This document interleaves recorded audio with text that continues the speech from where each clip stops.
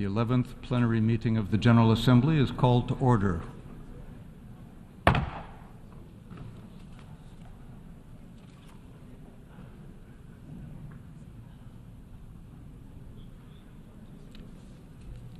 The Assembly will hear an address by His Excellency Lazarus McCarthy Chakwera, President of the Republic of Malawi and Commander-in-Chief of the Malawi Defense Force. I request protocol to escort His Excellency and invite him to address the Assembly.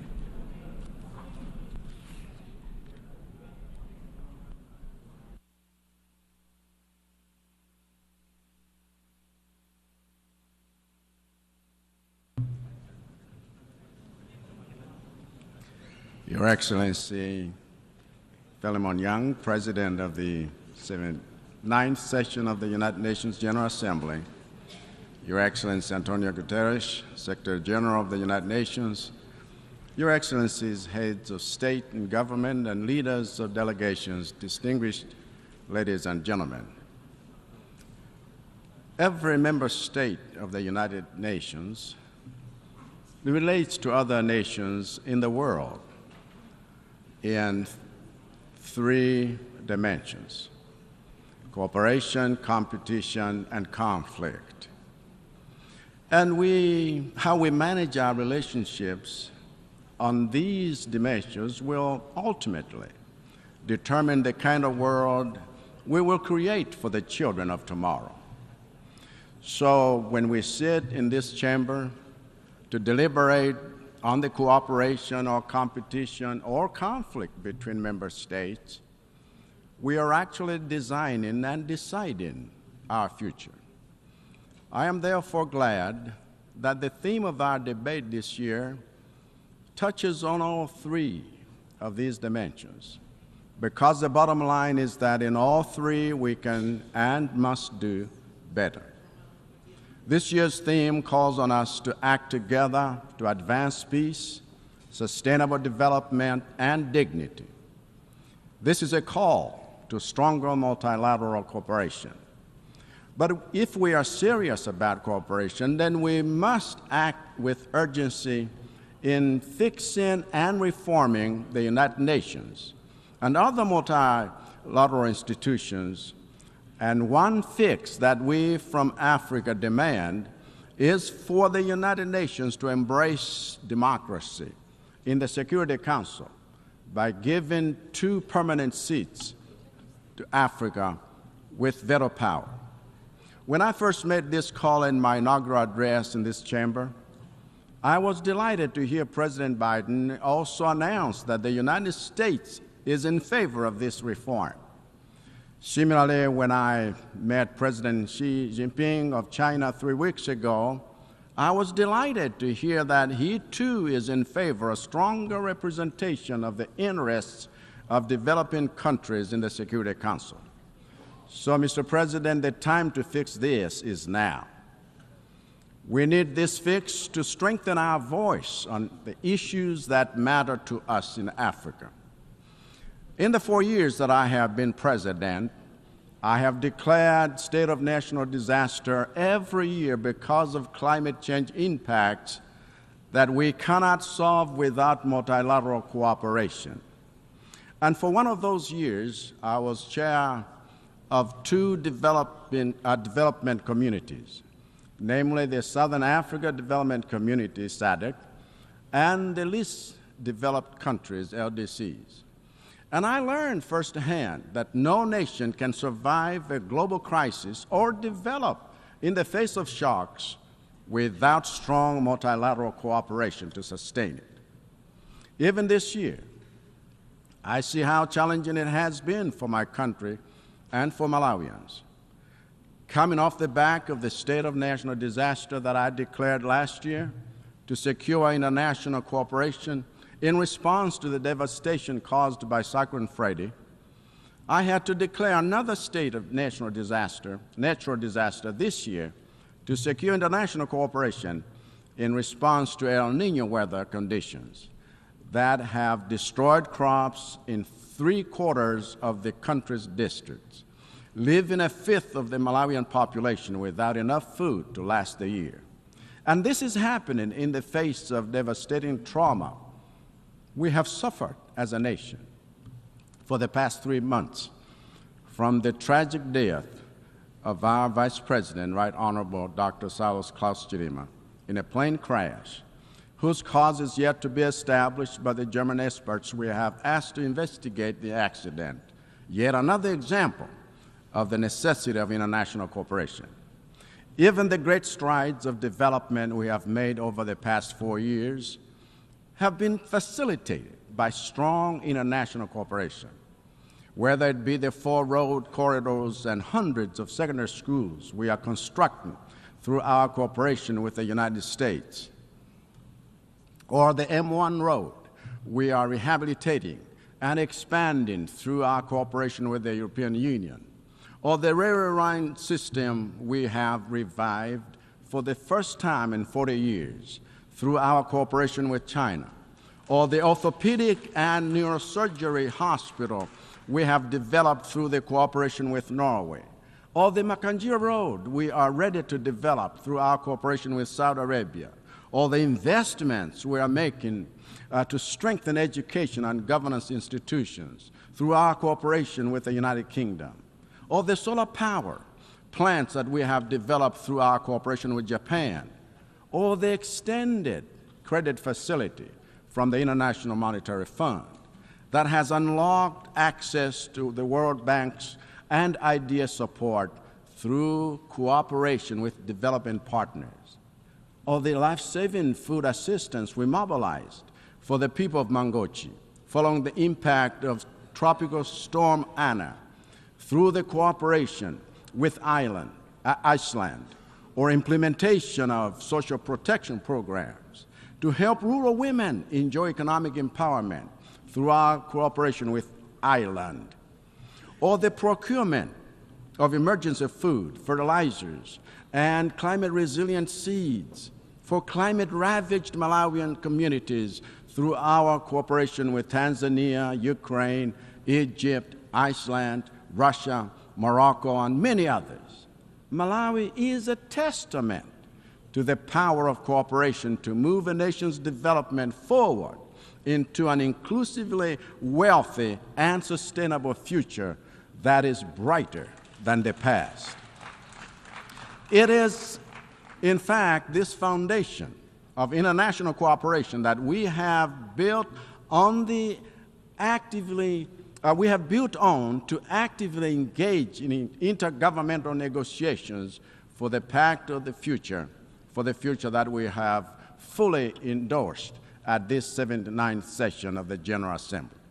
It is also this foundation of international cooperation that we have built on to host 80 international organizations and institutions for our 2nd annual Malawi Partners Conference right here in New York to get investor alignment to our ATM strategy of boosting productivity and value addition in the sectors of agriculture, tourism, and mining that hold the greatest promise for Malawi's economic transformation.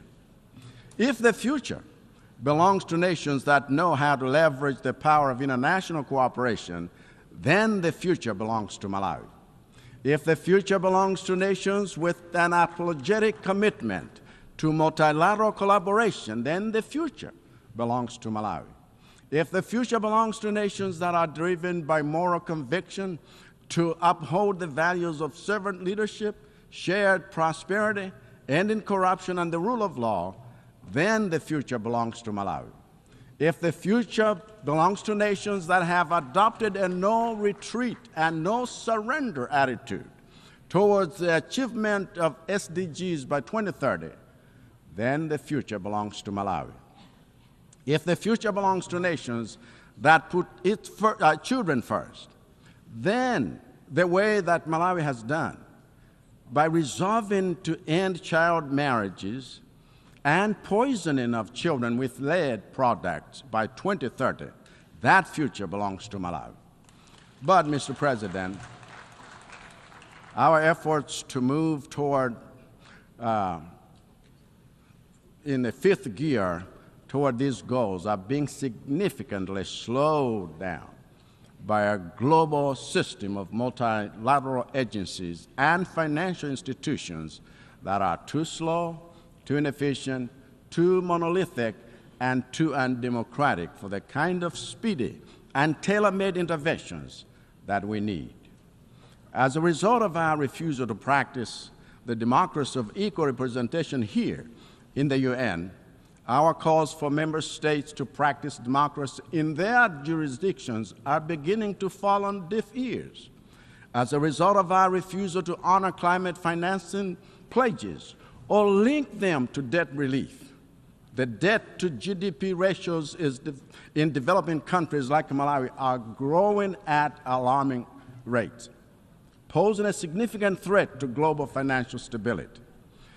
If this is not fixed, those who keep us in a state of perpetual debt, when they have the resources to cancel those debts, should make no mistake, the spreading debt crisis in the developing world is a cancer that will make your own economies unsafe.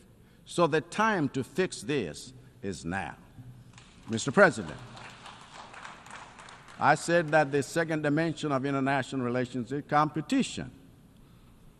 And again, in this area, we all can and must do better. There is nothing wrong with healthy competition between nations, because competition fuels innovation, improves quality, and multiplies options for citizens, which is the essence of freedom. But as we have done in global sports, we must make competition between nations fair by regularly reviewing and revising the rules on which our international system is based, to ensure that the way nations compete and what they compete for is not rigged to disenfranchise some countries as we compete for natural resources, international markets, financial support, and the new technologies, which are currently skewed against the global south. Even with the era of artificial intelligence being fully upon us, I worry that the rules for regulating this arena are already being written to empower some nations and give them unfair advantages over others. We need more than a rules-based system. We also need the rules themselves to foster fair competition. Of course, what this means is that we need stronger governance institutions that can enforce fair rules for accessing education, markets, technology, financing, and natural resources. It is therefore my central contention, Mr. President, that the one place we must have strong governance is here. If governance is weak here, there will be no one to regulate the collaboration and competition between nations in an equitable manner. And it is this absence of equity that is at the root of unwinnable conflicts in Eastern Europe, in Palestine, in Eastern DRC, and counting. We need governance reform to make the United Nations stronger, because the world needs a strong UN that can be good and peaceful, not a weak UN that can only be harmless. And we need it now. Thank you for your attention.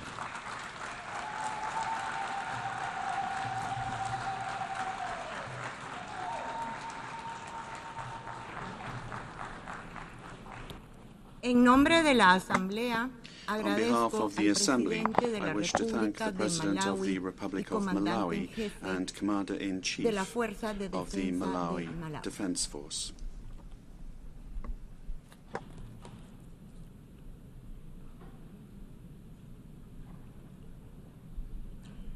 La Asamblea escuchará ahora un discurso The Assembly will hear an address by His Excellency William Samoei Ruto, President of the Republic of Kenya and Commander-in-Chief of the Defense Forces.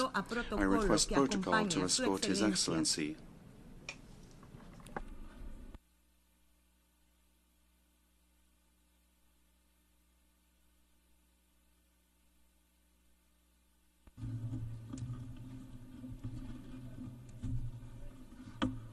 Your Excellency, President of the 79th session of the United Nations General Assembly, Ambassador Philemon Yang, United Nations Secretary General Mr. Antonio Guterres, Excellencies, Heads of State and Government, distinguished delegates, ladies and gentlemen. I congratulate you, Ambassador Philemon Yang, on your well-deserved election as President of this session of the General Assembly. Mr. President, I welcome the choice of your theme, Unity in Diversity for the Advancement of Peace, Sustainable Development, and Human Dignity for Everyone, Everywhere, which resonates with the core principles of the 2030 Agenda and aligns closely with the core values and mission of the United Nations. Excellencies, the world is at a challenging moment and in a most precarious international security dispensation. The promise of the United Nations Charter to save succeeding generations from the scourge of war has been profoundly shaken. From land to sea, and from air to the outer space, global peace, security, and stability are increasingly under threat. Conflicts and tensions pervade every frontier, undermining the collective security that international cooperation seeks to uphold. Cases of polarizing narratives, factionalism, social upheavals, organized crime, war, and stockpiling of weapons of mass destruction are at an all-time high. Great power rivalry is intensifying, provoking regional competition and inducing geopolitical and geoeconomic realignments and tensions. The subtle nuances of them versus us has produced negative coalitions, wars, tensions, as well as eroded trust and confidence in global multilateral system. From Gaza to Darfur, Ukraine, Yemen, Eastern DRC, the Sudan, the Sahel, and the criminality in Haiti, conflict is inflicting a trail of destruction of life and livelihoods in historic proportions. These conflicts have become battlegrounds for armed factions, external interventions, and proxy wars, resulting in unprecedented anarchic situations and long-lasting negative repercussions on global stability and economic development. The world cannot realize durable peace, security, and shared prosperity when emphasis is being put on what divides rather than what brings us together. We must therefore promote approaches that support positive competition for all. The perilous security landscape is further complicated by emerging threats stemming from human advancement. Cybersecurity threats and sophisticated cyber attacks on critical infrastructure pose significant risks to national security and global stability. Furthermore, the proliferation of advanced technologies such as artificial intelligence in the military domain and autonomous weapons systems has introduced new challenges for arms control and international regulation. Regrettably, the world's most powerful states have increasingly chosen unilateralism and militarization over dialogue and diplomacy. As a consequence, the capacity of our multilateral institutions to maintain and enforce peace, even in national crises with significant regional impacts, is severely undermined. Even worse, a resurgence of nuclear arms race, buoyed by the intensifying geopolitical rivalries and tensions, has made the possibility of a catastrophic nuclear warfare a real possibility. Our vision of a world free from nuclear weapons and other weapons of mass destruction is dying incrementally. We must not sit back and leave the future of upcoming generations to fate. We must intentionally rise to the occasion to meet the challenges of our time by reaffirming the core values of the UN Charter. We need to muster the political will and collectively reinforce our diplomatic efforts to confront the security threats through comprehensive, multi-pronged, and context-specific approaches. Excellencies, Kenya's commitment to international peace and security is unwavering. We continue investing in efforts that promote stability and harmony both within our region and beyond. We are committed to continuing to mediate, facilitate, and support peace initiatives and processes in our region, contributing to regional peace operations and the UN peacekeeping missions. Through our participation in the Africa Union Transition Mission in Somalia, we have stood side by side with our sisterly neighbor, Somalia, in their fight against Al-Shabaab.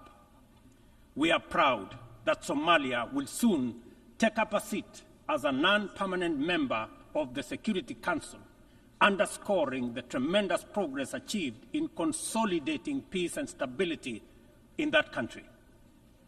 The UN must, however, continue to support Somalia in forging an agreement on the post-2024 security support.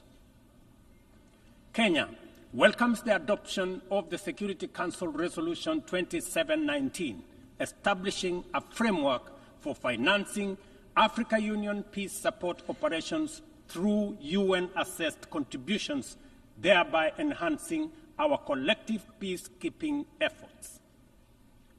A well-funded AU peace operation are not only an African priority, but a global good, considering the complexity and interconnected nature of emerging threats to international peace and security. Earlier this year, under the request of the leadership of South Sudan, I launched the all-inclusive Tumaini initiative, bringing together the warring parties and the political leadership of South Sudan to address the root causes of the protracted conflict in that country. I commend the leadership of South Sudan and all the participating parties for their commitment to the peace process. I also thank all regional and international partners for their unwavering support, both political and financial, to the South Sudan Tumaini initiative. Ladies and gentlemen, at the last General Assembly, I announced Kenya's readiness to lead a multinational security support mission to Haiti at the Haitian government's request. Following the Security Council's authorization under Resolution 2699, Kenya has deployed 382 specially trained police officers to Haiti. Just a few days ago, I had the opportunity to visit Haiti, witness the work of our officers in the field, and observe remarkable progress on the ground. Our support for the Haitian National Police has significantly advanced the pacification of cities and towns, protected critical infrastructure, and relieved many communities previously held captive by criminal gangs. I also commend Haiti's political leadership for forging an agreement and a promising roadmap towards free, fair, and democratic elections. We are deeply grateful for the financial and logistical support from the United States, Canada, and other member states that are shouldering this heavy burden. This has been critical to the MSS's deployment thus far. However, Kenya and other Caribbean and African countries are ready to deploy, but are hindered by insufficient equipment, logistics, and funding. I appeal to all member states to stand in solidarity with the people of Haiti by providing necessary support, either directly to MSS contributing countries or through the UN Trust Fund. I must emphasize, however, that Kenya will deploy the additional contingent towards attaining the target of all the 2,500 police officers by January next year. The progress so far in Haiti demonstrates that what was once deemed mission impossible is indeed a present and undeniable possibility. Mr. President, we must candidly acknowledge that international cooperation in its current form has clear limitations. It is constrained by entrenched systems and structures that prevent effective action and meaningful progress. Since the last General Assembly, the global situation has deteriorated across multiple fronts. Conflicts have deepened, economic disparities have widened, and the climate crisis has intensified. To address these challenges, we must rethink and reform global collaboration mechanisms, making them much more responsive, adaptable, and impactful. The existing international security architecture, represented by the UN Security Council, continues to hamper efforts to maintain international peace and security. The Council is, by all intents and purposes, dysfunctional, undemocratic, non-inclusive, unaccountable, autocratic, and at best, opaque. An institution that excludes 54 African countries with 1.4 billion people, while allowing one nation to veto decisions of the remaining 193 member states in the 21st century, is simply unacceptable. We must urgently seek to make the Security Council representative, inclusive, transparent, democratic, effective, and accountable. In Africa, we are not advocating for reform and collective action solely at the UN. In fact, we are also in the process of comprehensively reforming the African Union to become a fit-for-purpose institution that can effectively represent African nations globally and deliver prosperity. Excellencies, peace and development are inseparable pillars. One cannot flourish without the other. Yet, the 2024 Sustainable Development Goals report paints a bleak picture. Only 17% of targets are on track. Nearly half show minimal or moderate progress, and over 1/3 have stalled or regressed. The COVID-19 pandemic, escalating conflicts, geopolitical tensions, and climate change have severely impacted progress towards the SDGs and the Paris Agreement goals. Inadequate and unsustainable means of implementation, particularly in financing, technical support, and capacity building, continue to obstruct our efforts to realize the 2030 agenda. Biased methodologies employed by credit rating agencies further disadvantage African countries, making it more difficult to access affordable financing from international capital markets. Additionally, unilateral economic, financial, and trade measures not only impede the full achievement of economic and social development, but also undermine the principles of international cooperation, mutual respect, and sovereignty. Let us pause and reflect on the true significance of this predicament. Many countries in the global south are forced to choose between buying medicine and hospital equipment or paying their debt obligations, and between buying textbooks for school-going children or paying their debt obligations. They are forced to choose between hiring teachers and making sure that there is equipment in schools, or paying their debt. I can go on and on. This is not an abstract illustration detached from daily reality, but the normal experience of millions of ordinary people. One must wonder what goes on in the minds of those who prioritize economic returns over people. Ladies and gentlemen, what really happened to humanity? Addressing these deep-rooted challenges requires transformative changes to build a more equitable and resilient global framework. We have outlined many of these solutions in the Pact of the Future, demonstrating our clear understanding of what needs to be done. However, we have yet to master the political will necessary to turn these commitments into action.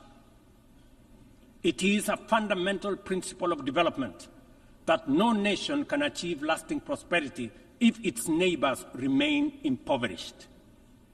Our economies are interconnected, and the well-being of one directly impacts the other.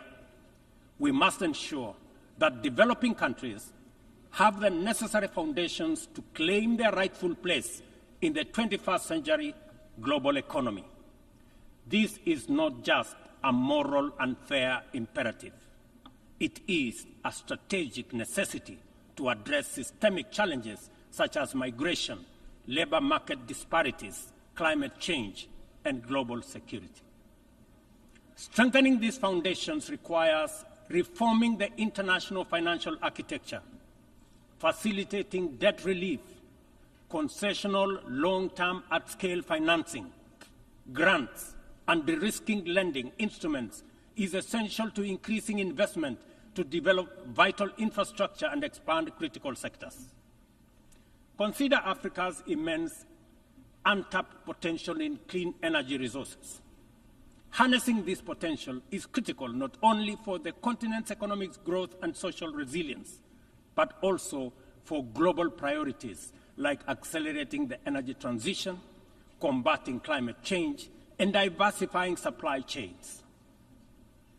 Energy-hungry industries such as data centers, mineral processing, and manufacturing are seeking clean and affordable sources which Africa can provide in abundance.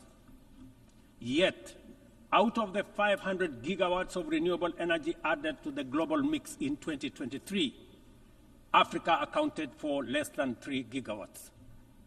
How is this possible, given the continent's vast natural resources, skilled workforce, and massive energy needs?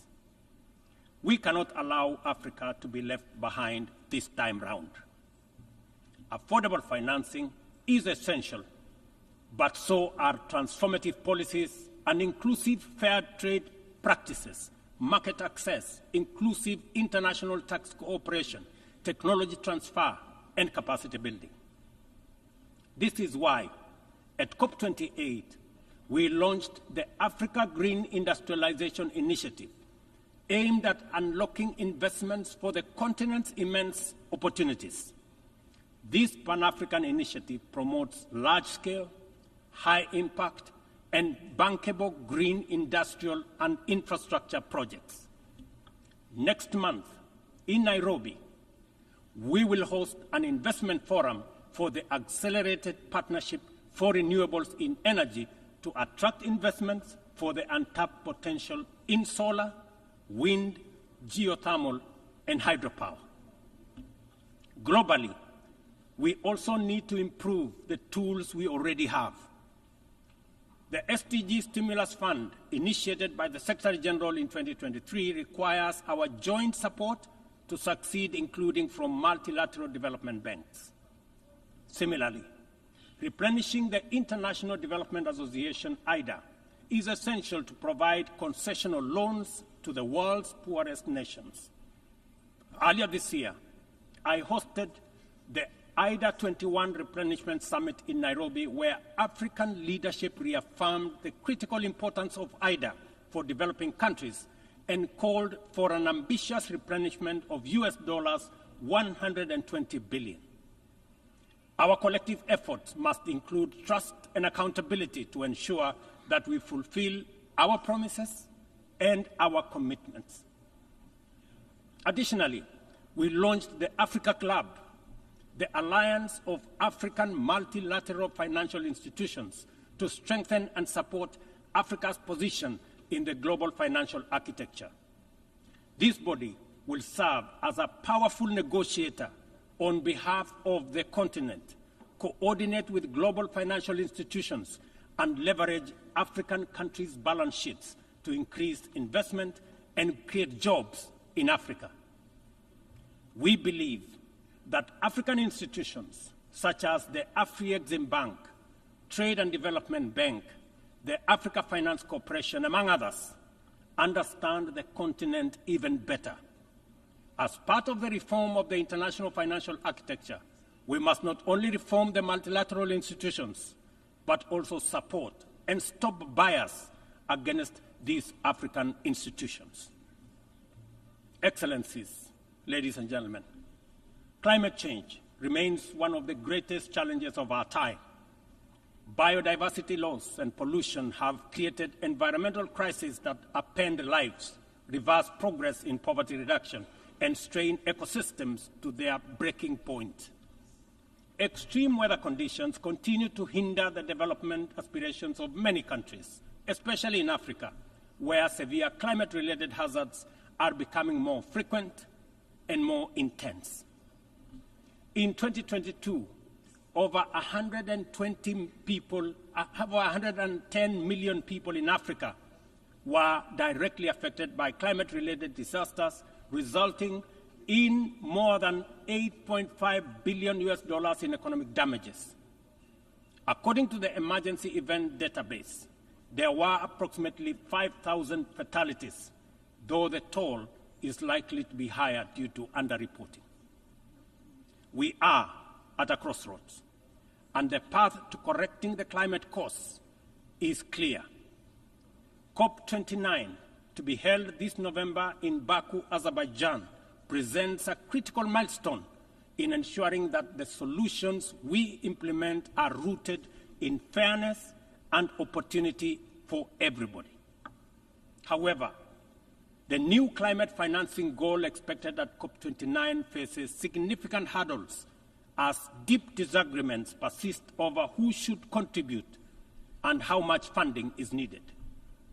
Without swift resolution, these divisions risk derailing our collective progress on climate action, just as the global situation becomes increasingly urgent. Let me be clear. Political posturing and inaction will neither protect the vulnerable from the consequences of a runaway climate crisis, nor save our civilization from ecosystem collapse. It is therefore critical that all nations step forward to meet this moment with ambition and responsibility. As we confront the escalating impacts of climate change, we must also recognize the interconnected environmental challenges we face, such as plastic pollution, which continues to wreak havoc on ecosystems and threatens global sustainability. It is imperative that we adopt a robust global plastics treaty during the 5th round of negotiations in Busan in the Republic of Korea this November. Kenya fully supports an ambitious outcome and the African proposal to establish the Treaty Secretariat in Nairobi, thereby reinforcing UNEP's role. It is indeed unfortunate and regrettable, ladies and gentlemen, that UNEP is the only body where secretariats of conventions created under it are increasingly being carved out and located elsewhere.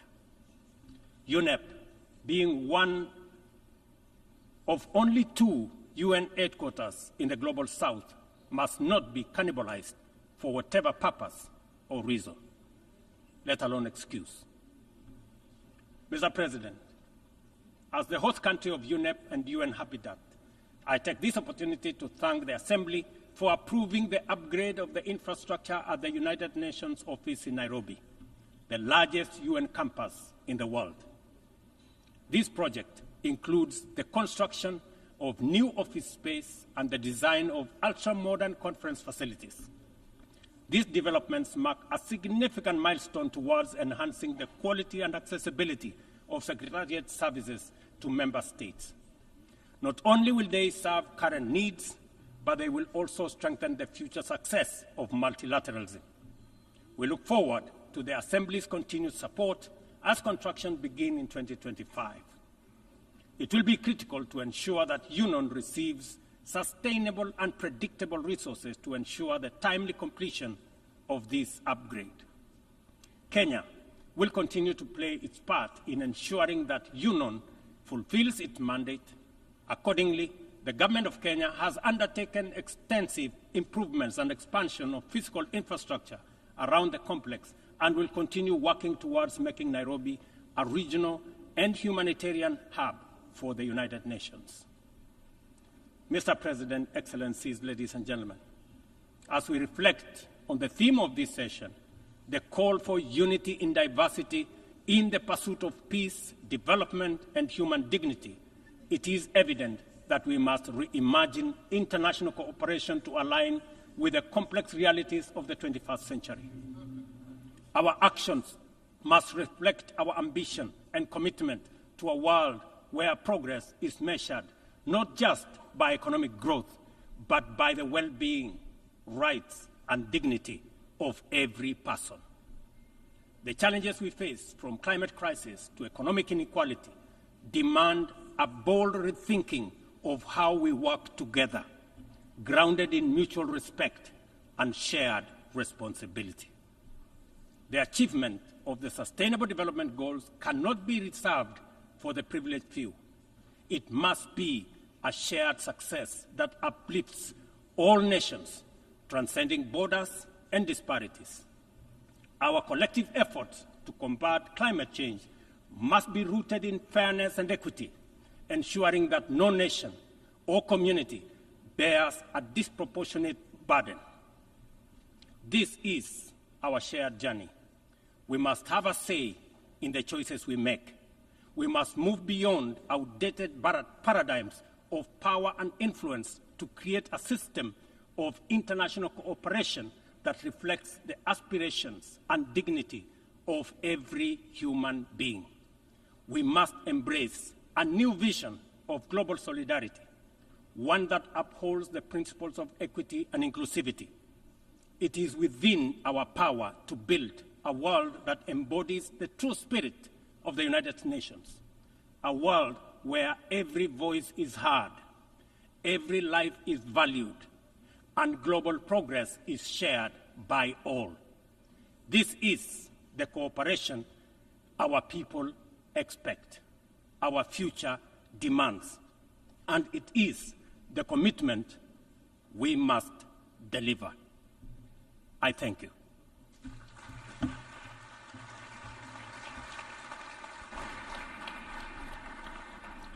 En nombre de la Asamblea, on behalf of the Assembly, I wish to thank the President of the Republic of Kenya and Commander-in-Chief of the Defense Forces. La Asamblea escuchará ahora The Assembly will hear an address by His Excellency Rashad Mohammed Al-Alimi, President of the Presidential Leadership Council of the Republic of Yemen. I request protocol to escort His Excellency and invite him to address the Assembly.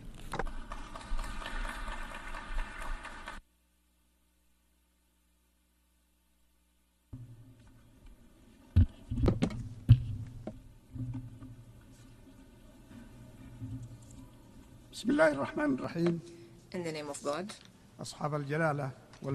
Your Majesties, Excellencies, Your Excellency President of the General Assembly, Philemon Young, Your Excellency Secretary General, Antonio Guterres, ladies and gentlemen, it is a good omen that I am addressing you today while we celebrate a glorious national occasion for the Yemeni people, which is the 26th of September, when our Yemeni people made history 62 years ago by overthrowing the Imamite racist regime and proclaiming the Republic. This is an opportunity to reiterate our congratulations to the people of Yemen everywhere and to express our pride and appreciation of the courage of those young men and women and opinion leaders who challenge every year on this day, this glorious day, the Houthi oppression machine supported by the Iranian regime. Mr. President, ladies and gentlemen, the government of Yemen remains committed to just and comprehensive peace in line with the national, regional and international terms of reference. It is, however, necessary to strengthen its position to face any other choices in light of the ongoing Houthi militias' escalation on the local and regional levels and their threat to international navigation.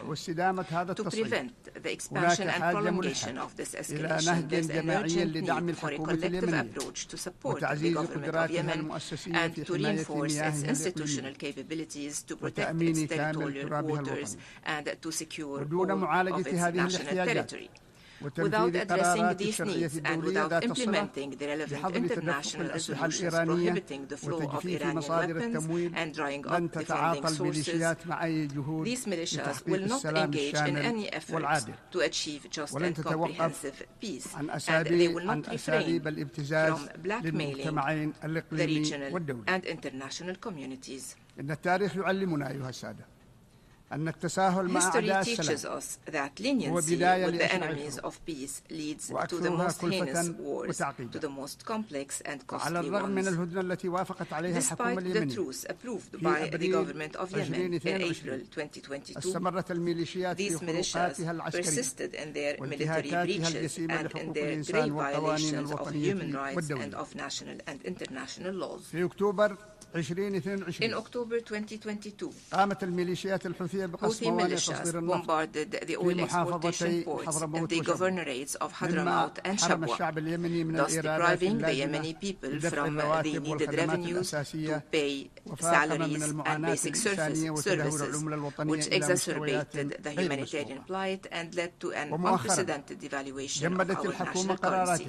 Recently, the government suspended its decision to transfer the headquarters of banks from Sana'a, which is under the control of the militias, to the temporary capital Aden, heeding the call of the UN and international community to de-escalate, provided that the Houthis engage in serious talks to address the economic crisis and to revive the peace efforts in line with the roadmap mediated by our brethren in the Kingdom of Saudi Arabia and the Sultanate of Oman. Despite all the above, the militias hijacked 3 planes owned by Yemeni Airlines.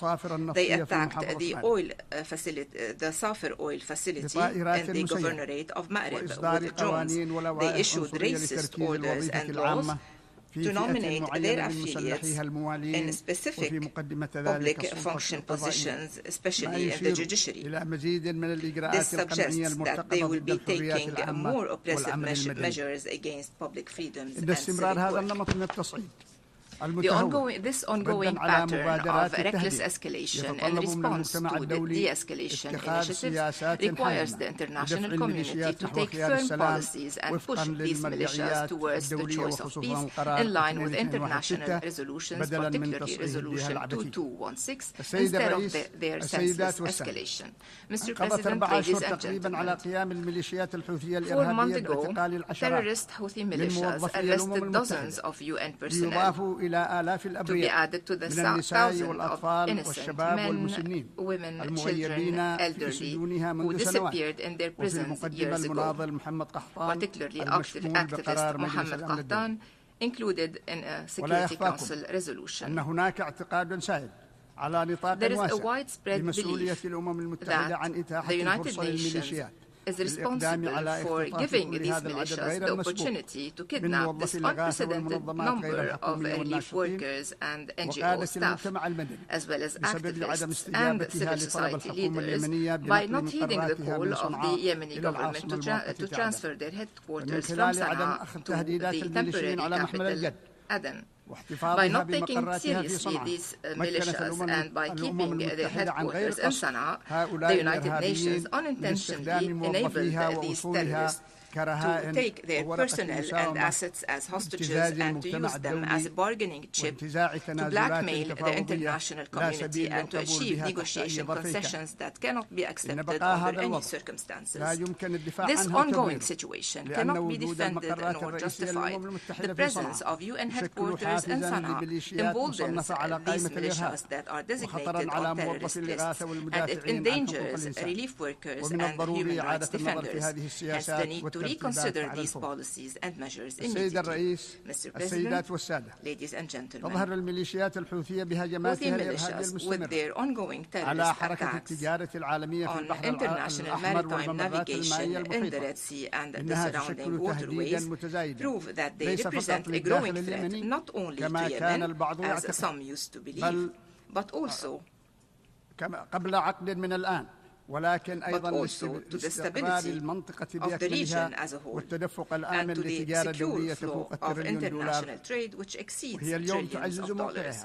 Today, they are reinforcing their position as the first rebel group in history having used ballistic missiles and drones against civilian commercial vessels. Late last month, Houthi militias hit the Sonia tanker, which was carrying 1 million barrels of crude oil, causing fires which could have led to one of the worst oil spills in history before the vessel was salvaged by the international coalition. This is not the first such incident caused by these militias. These militias boasted having sunk 2 vessels previously. They also hindered for years the efforts to save the decaying Sulfur tanker, which was carrying similar amounts of crude oil. It proves that their terrorist activities will remain an ongoing threat to maritime navigation. Ladies and gentlemen, for years the Yemeni economy has been facing complex challenges, but the terrorist Houthi attacks on the oil facilities deepened the funding crisis and deprived the people and government of Yemen from necessary revenues to pay salaries and provide services. The economic war waged by these militias are part of a larger hostile strategy aiming at weakening the ability of the government to provide basic services and to pay public service salaries, thus aggravating the humanitarian crisis for more than 14 million Yemenis. Therefore, the international community should seriously consider the devastating effects of these terrorist acts and to provide the vital infrastructure to defend maritime transportation vessels in Yemeni ports, to support the right of the Yemenis and of the Yemeni government to benefit from their resources and improve their living conditions.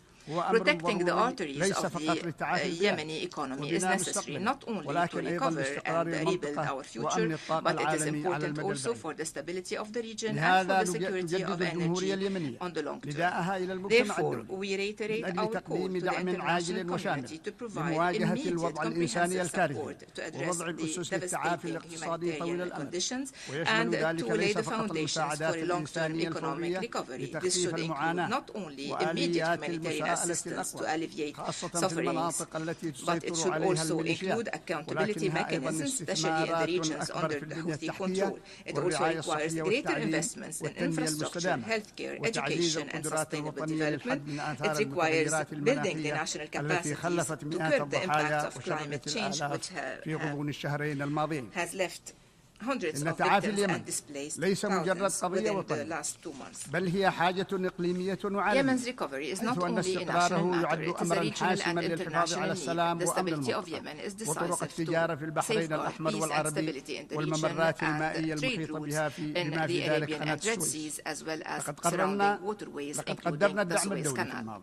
We have appreciated international support in the past, and we will keep thanking you for shouldering your moral responsibilities We also thank the coalition to restore legitimacy led by the KSA and the UAE to meet the aspirations of the Yemeni people to stability, peace and prosperity, and provide the resources we need to rebuild our institutions and our social fabric. Mr. President, ladies and gentlemen, the Arab region is facing today a challenging test in building the state and in joining the civilizational progress. However, every time the countries of the region achieve a true transformation towards development, peace and prosperity, and towards empowering their people to exercise their political, economic and social rights, they are met with evil forces which intervene with their destructive agendas, emboldened by the international leniency towards these rogue groups and their supporters. The outcome of this battle between the forces of peace and the axis of evil will determine who will survive, develop, and develop on this part of the world. It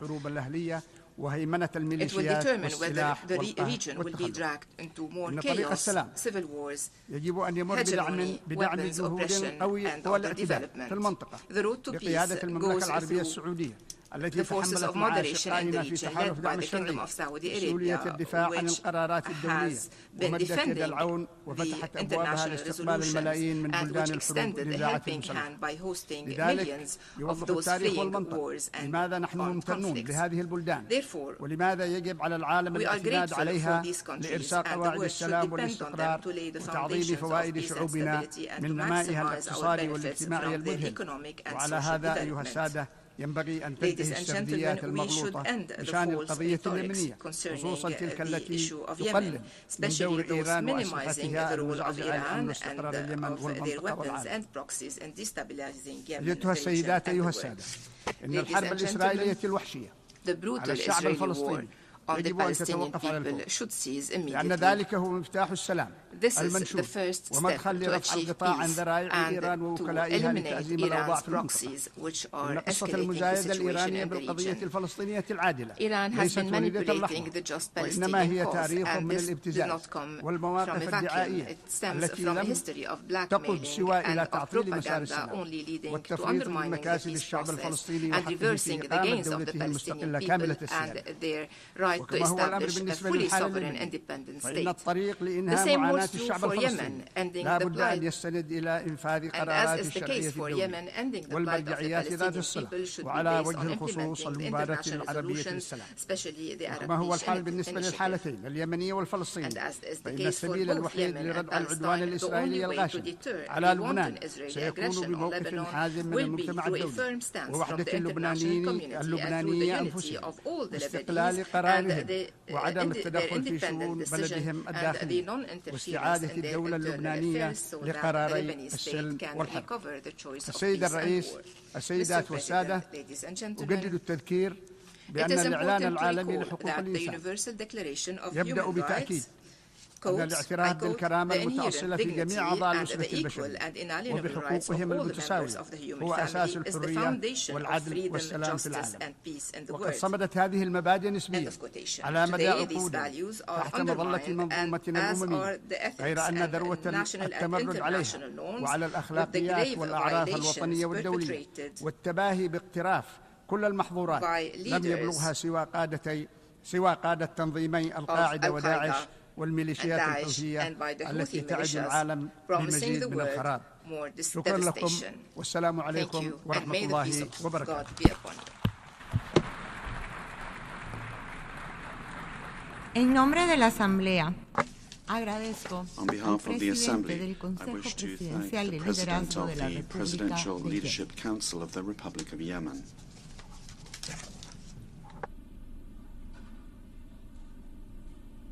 La Asamblea escuchará ahora un discurso The del Assembly will hear an address by His Excellency Brice Clotaire Oligui Nguema, President of the Transition and Head of State of the Gabonese Republic. I request protocol to escort His Excellency and invite him to address the Assembly.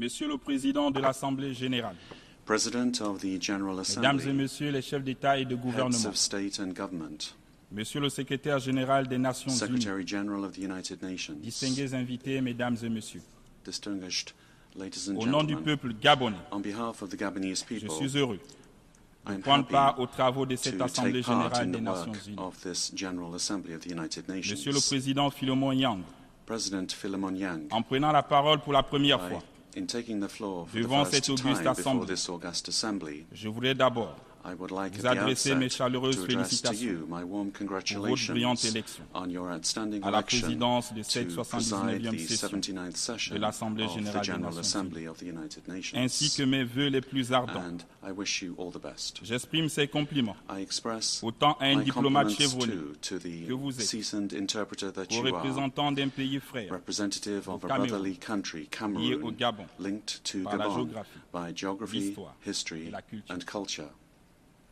Soyez donc assurés du plein Please soutien be de assured mon of pays the full tout au support long de of my votre mandat. country throughout your mandate. Je voudrais enfin And finally, rendre un hommage I would like to mérité pay tribute, à well-deserved Monsieur Antonio tribute to Guterres, Mr. Antonio Guterres, secrétaire général de notre Secretary General organisation, of our pour son organization, inlassable for his dévouement tireless devotion et son engagement and au commitment service des idéaux des to Nations Unies. servicing the ideals of the United Nations. Monsieur le Président, je saisis Mr. cette President, occasion I'd like to take this pour porter à opportunity votre attention to bring que les to your présentes attention assises that the se tiennent current au moment debate où mon is pays, le taking Gabon, place at a vient de moment where célébrer my le country, premier Gabon, anniversaire has du just coup de la celebrated the libération. first anniversary of the liberation En effet, coup.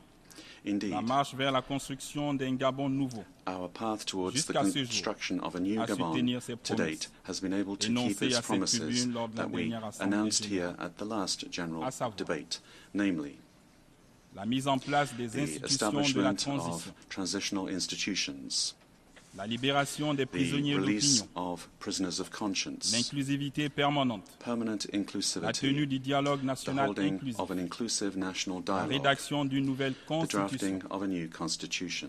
La prochaine étape The next est step l'organisation du is référendum to organize dans les the prochains mois, referendum in the coming l'adoption months du code électoral and the et adoption la of an révision electoral du fichier code électoral, and a revision conformément of the au chronogramme electoral adopté register lors du in dialogue accordance national with the inclusif. timetable adopted during the inclusive Toutes ces national avancées, dialogue.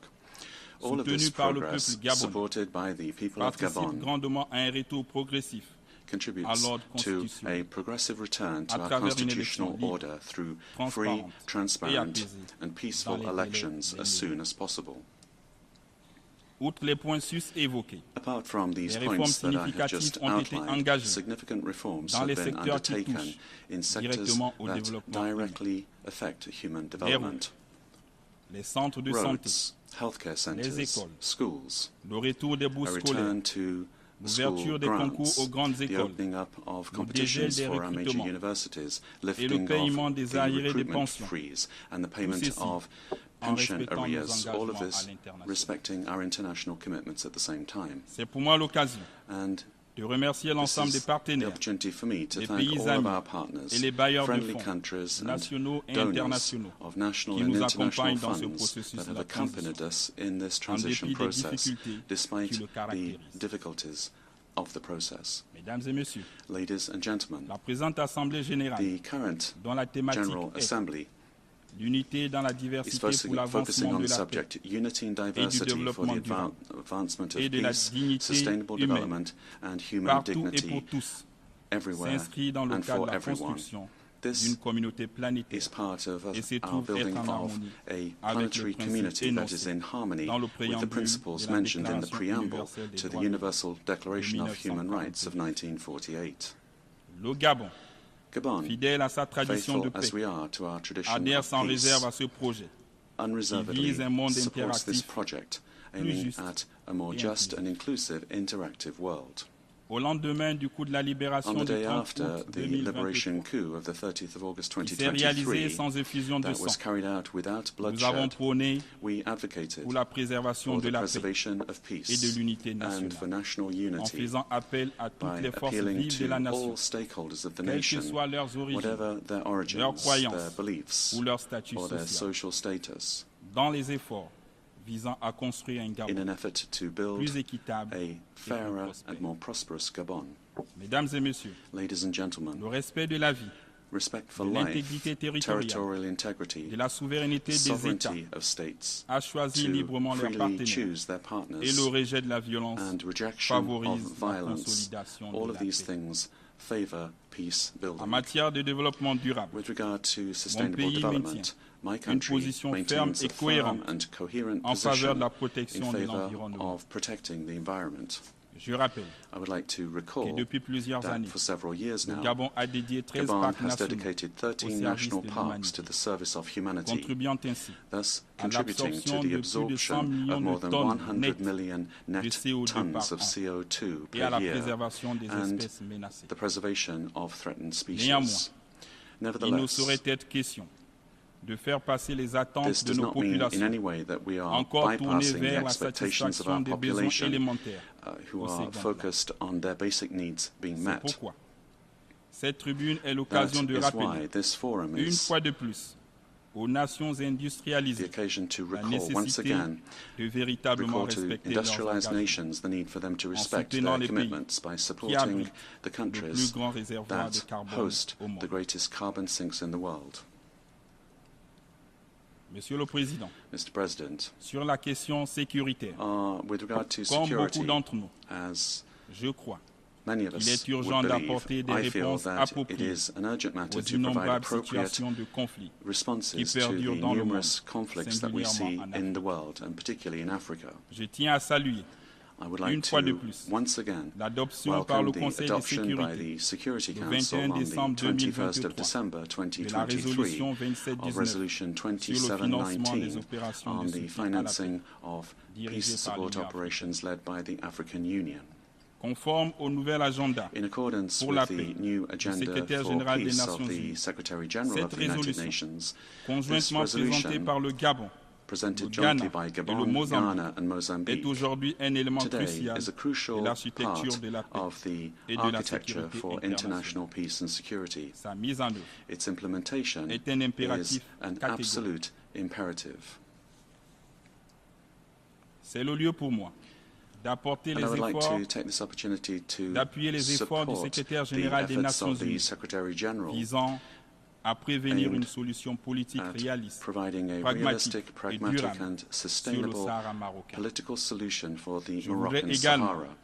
me réjouir de I l'annonce would also like to officielle welcome par les the États-Unis official d'Amérique announcement made by the de United leur States of soutien America à l'admission that de they 2 États support africains the comme admission membres of 2 permanents du African Conseil de states as sécurité. permanent members of the Security Council. Cependant, However, l'Afrique attend une adhésion plus large Africa is expecting de broader autres membres support permanents du Conseil from de other sécurité permanent members cette of the initiative. Security Council for En this même temps, initiative. l'accès au And droit at the de same veto time, we des expect membres africains. access for African members Ceci to the right to veto.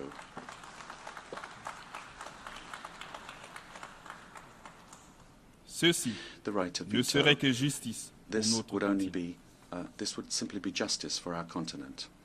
Au-delà du continent Over africain, and above the African je voudrais continent, nous inviter à ne pas détourner I would les yeux de Gaza. invite you to not avert Il your est plus que gaze jamais from temps Gaza. que It's s'installe la time paix more than ever définitive before for en vue lasting peace de la coexistence harmonieuse des deux États, with a view to palestiniens the et harmonious existence of De même, two states, Je Palestinian and voudrais Israeli. réitérer la And I would position also du like to Gabon reiterate the en position faveur of de la Gabon levée de for the l'embargo lifting économique, of the economic, commercial, trade and financier financial imposé à Cuba embargo imposed on en raison Cuba de son impact négatif because of its sur le negative bien-être des impact on populations. the well-being of the population. Monsieur le Président, President, Mesdames et Messieurs, ladies and gentlemen, comme le disait le Président As President Félix Houphouët-Boigny, Felix la paix Houphouët-Boigny n'est said, pas un simple peace mot, is not just a word, mais un comportement, it's a un behavior, véritable état it's a d'esprit. genuine state of mind. Cette aspiration légitime des This peuples legitimate est un idéal. aspiration of peoples is an Il ideal. recommande que les pays It développés recommends that developing qui ont une countries, expérience dans la résolution des developed conflits countries that have experience in partagent resolving avec les autres conflicts États share with leur other states savoir-faire their pour un know-how monde plus juste to build et plus a more équilibré. just and more balanced world. L'unité dans la diversité Unity pour l'avancement in de la diversity paix for making progress développement in durable peace, et de la sustainable dignité development humaine and human dignity partout et pour everywhere tous and for everyone est en mon sens is, in my l'aboutissement d'une véritable société de dialogue, a de genuine tolérance society of et de dialogue, respect de tolerance and respect for others. Ceci devrait nous aider à This should construire help us to build un monde de paix a world où le développement serait adopté where aux development besoins will be de tous adapted to et de tous les peuples. everyone's needs, to the needs of all peoples. Monsieur le Président, Mr. President, concernant la question with économique et regard to financière, economic and financial le rapport matters, the 2024 2024 des report Nations Unies of the United sur le Nations développement durable on sustainable souligne development encore une fois l'urgence de underscores once mobiliser des again financements the urgency massifs for mobilizing afin de combler le déficit de massive financement funding in de order l'économie to mondiale, estimé à plug plusieurs the milliards de financing dollars gap par an. in the economy aimed at C'est une several réalité. billion dollars. Le This is système a financier reality. The international international actuel financial ne permet pas system, de as it diriger is les at the moment, does faire not le enable développement us to et steer donc investment d'assurer towards la development dignité de and nos thus to populations, ensure the à dignity laquelle of our nous appelle notre thème populations, de cette année. which we are addressing Je in our partage debate this ainsi la year. ferme volonté de plusieurs de mes pairs I also de share with parvenir you à the une willingness réforme of des institutions my financières peers mondiales to qui est reform cruciale international pour financial institutions. dégager This is des crucial investissements en in faveur order des pays de to développement. produce Monsieur le secrétaire financing général for des developing Nations countries. Unies, Secretary Mesdames et General of Messieurs, the United Nations, chefs ladies d'État and et de gentlemen, gouvernement, heads of state and government, Excellences, excellencies, Mesdames et Messieurs, ladies and gentlemen, mon pays, le Gabon, my country, résolument Gabon, engagé dans sa is marche vers la resolutely félicité, committed entend to pleinement restore jouer son happiness, and we plan pour l'avènement to fully effectif play our role d'une communauté to humaine, ensure that we build plus a human concertée community et that is vivement souhaitée par working tous. together and which everyone Ensemble, desires. mutualisons nos Together, efforts let us pool our pour efforts l'espoir d'un meilleur destin in the hope of a en better agissant future autrement by pour la acting préservation in a de different la way race in humaine. order to preserve remercie. the human race. I thank you.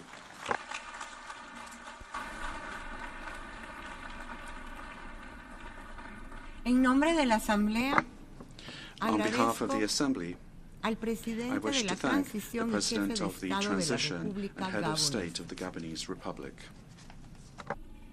Seguidamente, la Asamblea escuchará The un Assembly will discurso hear del an address excelentísimo by señor His Excellency Faustin Archange presidente de la Touadéra, República Head of State of the Central Centroafricana. African Pido a Republic. I protocolo que request acompañe protocol a to su escort His excelencia, Excellency a quien invito and a invite him dirigirse to a address la the Asamblea. Assembly.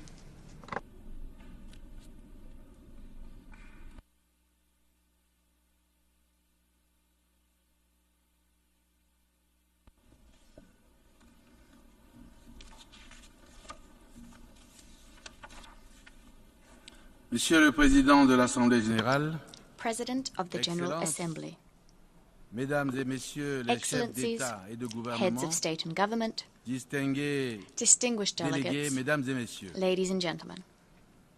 c'est avec un honneur It is renouvelé a renewed honor que je for prends me la parole devant to le be monde taking the entier floor ici here représenté. before the Au nom entire de la world, République centrafricaine, mon cher et beau speaking pays, on behalf of pour my apporter dear, my ma beautiful country, contribution the Central African au Republic. débat général I am speaking sur le with a view thème to de cette contributing 79e to session the general debate on the de theme l'Assemblée of générale des this Nations Unies. 79th session of the United En Nations General participant à Assembly. cette Assemblée générale, la Through its République participation in centrafricaine the General réaffirme Assembly, the Central son African Republic engagement is reaffirming à its contribuer à la commitment recherche to commune contributing to de la our joint confiance, pursuit of de la paix, trust, de la sécurité peace, et de la solidarité internationale security, et de la compréhension international mutuelle solidarity, and indispensable mutual à la understanding, reconstruction all of d'un which monde are paisible indispensable if et we are to propice au build développement a durable peaceful world et au that's respect de conducive la to dignité sustainable humaine development and des the respect générations présentes for human et futures. dignity, the human dignity of Avant d'y generations procéder, je past voudrais and future, vous present and adresser, future. Excellence, Monsieur Philémon Yang, Before I proceed, I'd mes like to chaleureuses extend to His félicitations Excellency, Mr. Philemon pour Yang, votre brillante our heartfelt et historique congratulations. élection à la Congratulations présidence on his de la shining 79e and session historic de l'Assemblée election générale to des Nations preside Unies. over the proceedings of the 79th Votre session élection of the United est le Nations General symbole Assembly. d'un Your honneur et election d'un hommage is the mérité symbol rendu à of an notre honor continent, l'Afrique. and well-deserved tribute that's Elle been est granted également to une our source continent, d'immense Africa. fierté Your election et is d'inspiration also pour a les source of great 51 pride millions de and citoyens inspiration for de la communauté 51 économique et million monétaire de l'Afrique citizens, centrale, citizens CEMAC, of CEMAC, dont j'ai the l'honneur Economic and d'assurer Monetary la Community of présidence Central Africa, en exercice which I'm de la currently conférence des chefs presiding d'État over, steering the work et of the Conference singulièrement of à la the République CEMAC sœur du Heads of Cameroun, State. votre beau It is pays. also a source of pride and inspiration Votre for your beautiful parfaite country, connaissance de la the sister scène Republic of internationale Cameroon.